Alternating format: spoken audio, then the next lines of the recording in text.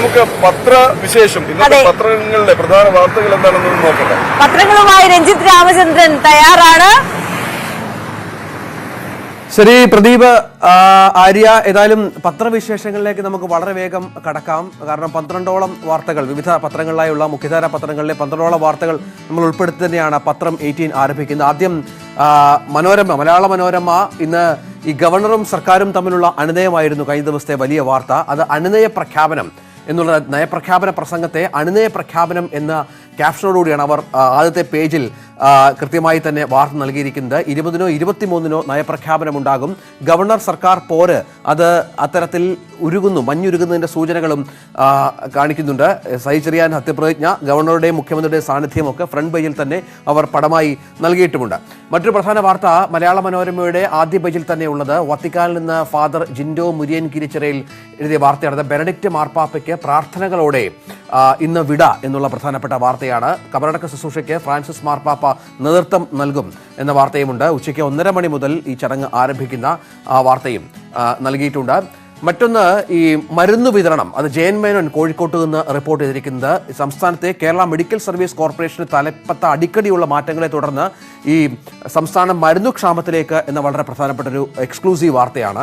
അത് സ്റ്റോക്ക് ഉണ്ടായിരുന്ന പേവിഷ വാക്സിൻ പൂർണ്ണമായും തീർന്നു എന്നും ജയൻ മേനോന്റെ റിപ്പോർട്ടിൽ ഉണ്ട്. അത് വളരെ പ്രധാനപ്പെട്ട വാർത്തയായി മനോരമ തങ്ങളുടെ ഉൾപേജിൽ നൽകിയിട്ടുണ്ട്. മാതൃഭൂമിയുടെ ഏറ്റവും പ്രധാനപ്പെട്ട വാർത്തകളിലൊന്ന് അത് ആശ്രിത നിയമനവുമായി ബന്ധപ്പെട്ടാണ്. നമുക്കറിയാം സംസ്ഥാനത്ത് ആശ്രിത നിയമനങ്ങളുമായി ബന്ധപ്പെട്ട് ഒരുപാട് ആശയക്കുഴപ്പങ്ങൾ നിലനിൽക്കുന്നുണ്ട്. ഇത് ഏതാണ്ടൊന്ന് ഏകീകരിക്കാനുള്ള ശ്രമത്തിലാണ് സർക്കാർ. ആശ്രിത നിയമനം ആൾ മരിച്ച് 3 വർഷത്തിനകം അവകാശികൾ ഉണ്ടെങ്കിൽ മാത്രം ആ തരത്തിൽ നിയമനം നൽകാനുള്ള തീരുമാനം സർക്കാർ എടുത്തിരിക്കുന്നു. ഇല്ലെങ്കിൽ 10 ലക്ഷം രൂപ ആ കുടുംബത്തിന് നൽകുക എന്ന സുപ്രധാനമായ തീരുമാനത്തിലേക്കാണ് സർക്കാർ പോകുന്നത്. പക്ഷേ അതിനൊക്കെ ഈ സർവീസ് സംഘടനകളുടെ അടക്കം അനുവാദമൊക്കെ സർക്കാരിന് വേണ്ടിവരും. ഒരു പ്രക്ഷോഭത്തിലേക്കൊക്കെ കാര്യങ്ങൾ പോകാനുള്ള സാഹചര്യങ്ങളുമുണ്ട്. മറ്റൊന്ന് മാതൃഭൂമിയുടെ ദൂരദർശനും ആകാശവാണിയും പഴയ ഒരു പ്രതാപത്തിലേക്ക് തിരിച്ചെത്തിക്കാനുള്ള കേന്ദ്ര സർക്കാരിന്റെ ശ്രമമാണ്. 2539 കോടി രൂപയാണ് അതിനായി കേന്ദ്രം വിനിയോഗിക്കാൻ പോകുന്നത് എന്ന വളരെ പ്രധാനപ്പെട്ട വാർത്ത മാതൃഭൂമി എക്സ്ക്ലൂസീവായി തന്നെ നൽകിയിട്ടുണ്ട്.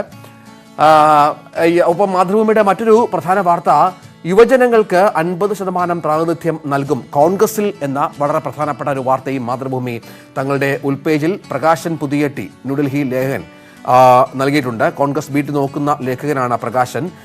ഉത്തരവാദിത്തം നിറവേറ്റാത്ത ഭാരവാഹികളെ ഒഴിവാക്കാനുള്ള തീരുമാനം അത്തരത്തിൽ കോൺഗ്രസ് സ്വീകരിച്ചിരിക്കുന്നു എന്ന വളരെ പ്രധാനപ്പെട്ട വിവരമുണ്ട്. 70-ാം വയസ്സിൽ വിരമിക്കലുണ്ടാകും. ഒപ്പം സംവരണമടക്കം കോൺഗ്രസിലേക്ക് കടന്നു വരുന്നു എന്നുള്ള പ്രധാനപ്പെട്ട വിവരം മാതൃഭൂമി തങ്ങളുടെ വാർത്തയിലൂടെ നൽകുന്നുണ്ട്.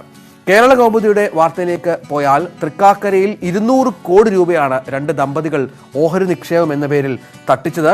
അത് മാസ്റ്റേഴ്സ് ഗ്രൂപ്പ് ഉടമ യെബിൻ വർഗീസും ഭാര്യ രഞ്ജിനി എന്നിവരാണ്. ഇവർ രണ്ടുപേരും ന്യൂഡൽഹിയിൽ പിടിയിലായി എന്നുള്ള വളരെ പ്രധാനപ്പെട്ട വാർത്ത അത് കേരള കൗമുദി നൽകിയിട്ടുണ്ട്. അവരുടെ ചിത്രമടക്കം നൽകിയിട്ടുണ്ട്.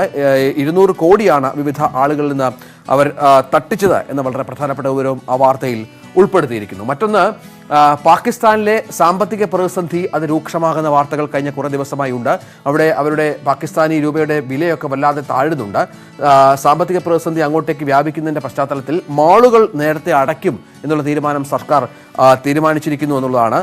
സാമ്പത്തിക പ്രതിസന്ധിക്ക് പുറമെ ഊർജ്ജ പ്രതിസന്ധിയും രാജ്യത്തെ പിടിമുറുക്കുന്നുണ്ട്. അത് ഒക്കെ വല്ലാത്ത തരത്തിൽ വൈദ്യുത ഉപഭോഗമടക്കം കുറയ്ക്കുന്നതിൻ്റെ ഭാഗമായാണ് മോളുകൾക്ക് ഒരു റെസ്ട്രിക്ഷൻ പാകിസ്ഥാൻ ഭരണകൂടം നൽകിയിരിക്കുന്നത്. അത് എനിക്ക് മനസ്സിലാകുന്നത് കേരള കൗമുദിയുടെ മാത്രം ഒരു എക്സ്ക്ലൂസീവ് വാർത്തയായി ഇന്ന് രാവിലെ കേരള കൗമുദി പത്രത്തിൽ കണ്ടു.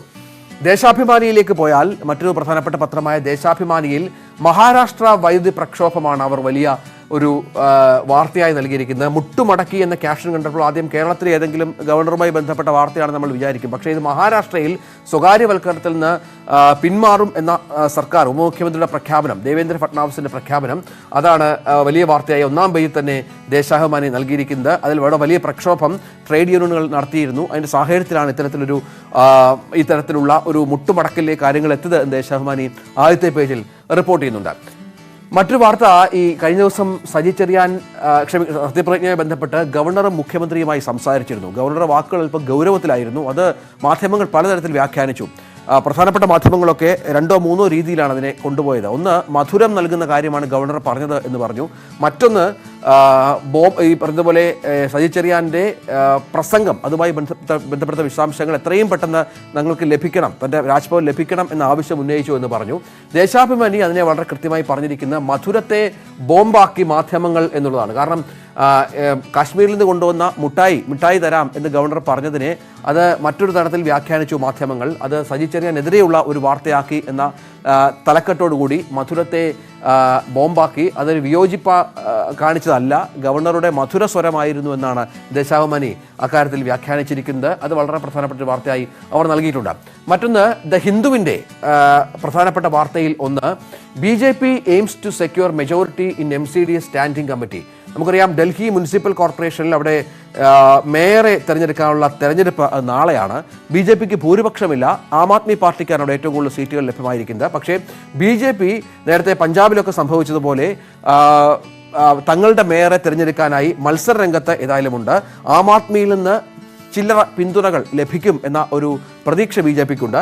അവിടെ JP നഡ്ഡ നേരിട്ടാണ് ഈ ഓപ്പറേഷന് മേൽനോട്ടം വഹിക്കുന്നത്. JP നഡ്ഡയുടെ നേതാക്കൾക്കൊപ്പമുള്ള ഈ പ്രവർത്തകർക്കൊപ്പമുള്ള ഫോട്ടോ അടക്കമാണ് ഹിന്ദു ന്യൂഡൽഹിയിൽ നിന്ന് മുനീഫ് ഖാൻ കൃത്യമായി റിപ്പോർട്ട് ചെയ്തിരിക്കുന്നത്.